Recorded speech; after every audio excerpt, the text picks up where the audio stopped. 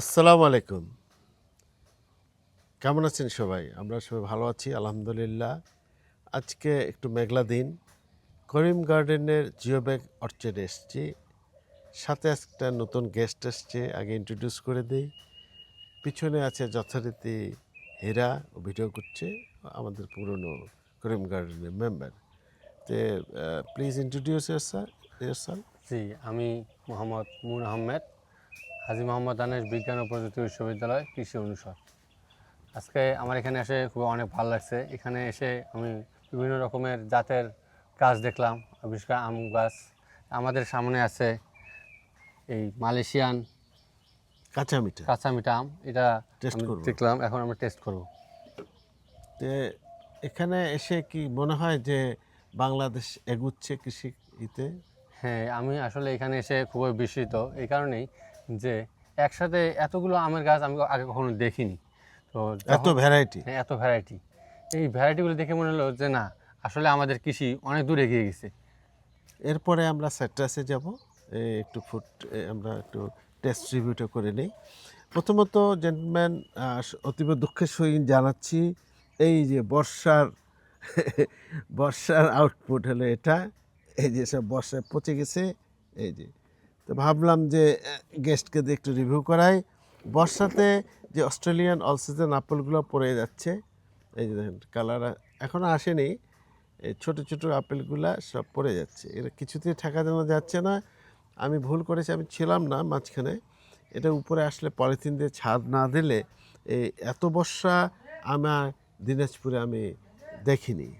তো যাই হোক, প্রথমেই আমরা একটু আপেল দিয়ে ওনাকে আপ্যায়ন করি, তারপরে এগুলো আমরা একটু দেখব। এখানে যদি আমরা দেখি, প্রথমত এই যে দেখো ভ্যালেস, এটা বিখ্যাত নাম, অনেক ধরে। এটা টেস্ট করো তো না? এটা অনেক মিষ্টি। টেস্ট আসছে। বাংলাদেশের মাটিতে এমন সম্ভব, তাই না? আমি আমি জানি যে বাংলাদেশের মাটিতে আঙ্গুর অনেক টক হয়। ইভেন আমার এলাকায় লাগাইছি, আঙ্গুর টক হয়, কিন্তু খাও।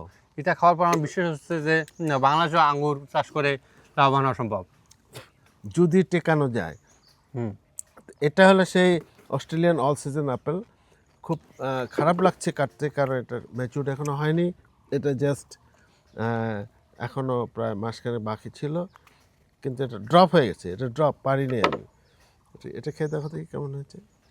ভেতরে কালার সুন্দর আসছে, ওয়াও, আমি সত্যি খুবই বিস্মিত হয়েছি। বাজারের মতো না। বাংলাদেশের এত সুন্দর আপেল চাষ করা সম্ভব? এবং এই যে টক একটু ভাব আছে না, এটা একটু ম্যাচুর হলে ওটা থাকবে না, মিষ্টি তখন ডমিনেট করবে। ওয়াও, টক মিষ্টির সাথে না, যে হ্যাঁ, গ্রিন আপেল যেটা। সত্যি অনেক সুন্দর লাগতেছে। আচ্ছা, গুড। বাকিগুলো হীরা খাবে, ও একটু পেটুক আছে, তো সমস্যা নেই। আর মালয়েশিয়ান কাঁচা মিঠা, যতগুলো কাঁচা মিঠা দেখছি বাংলাদেশে, এটা বহু প্রকার আছে, ইন্ডিয়াতেও আছে। কাঁচা মিঠার বৈশিষ্ট্য হলো এক একটা এক রকম স্বাদ। এই এই মালয়েশিয়ান কাঁচা মিঠাটা আমার কাছে খুব ভালো লেগেছে। এটা এখনও পরিপক্ক হয়নি,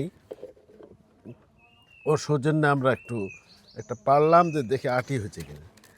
এই যে এখনও আটি শক্ত হয়নি, তো যাক, নো প্রবলেম, টেস্ট করা যাবে। এটা কাঁচা মিঠার বৈশিষ্ট্য হলো যে এই এই যে এখনও হয়নি। হ্যাঁ, কাঁচা মিঠার বৈশিষ্ট্যই হলো যে বহুদিন ধরে খাওয়া যায়। এই অনেক কাঁচা মিঠা আসলে পাকলে মজা লাগে না, কিন্তু এই কাঁচা মিঠাটা পাকলে অনেক মজা। তাই? টেস্ট করে দেখো। ওয়াও, অনেক মিষ্টি, অনেকটা শশার মতো। হ্যাঁ হ্যাঁ, জানো, মানে এখন মিষ্টি কচকচ আছে, করে খাওয়া যাবে। কষ্ট খাওয়া যাচ্ছে আসলেই। এর সুবিধাটা হলো এখন থেকে শুরু করে লেবারগুলো যে অনেকগুলো রাস্তার সাইডে সব পেরে ফেলছে, এখন থেকে শুরু করে একদম জুলাই শেষ অবধি এটা পেকে যাবে, ওইটা পর্যন্ত খাওয়া যায়। এটা সাধারণত আমার মনে হয় এটা কাঁচাতে অনেক ভালো লাগতেছে। পাকড়া তো ভালো লাগে না কাঁচা মিঠা, তবে এইটা আবার দেখছি কাঁচা মিঠা ভালো লাগে। তো যাই হোক, সুধীমণ্ডলী, আজকে ছোট্ট একটু রিভিউ করলাম। এটা আর করলাম না, এটা একটু এখনও বর্ষাতেই হয়ে গেছে। তো ব্ল্যাক অ্যাঙ্গুর ভালো। তো আমরা আপনারা জানেন আমাদের কাছে বহু ব্ল্যাক আঙ্গুরের চারা আছে। মাল্টা, কমলা, আম, জাম, লিচু, এক ছাদের নিচে আল্লাহর রহমে বহু ভ্যারাইটি আছে। পেয়ারা, পার্সিমন, তারপরে অ্যাভোকাডো, সব আমাদের মাদার ট্রি আছে।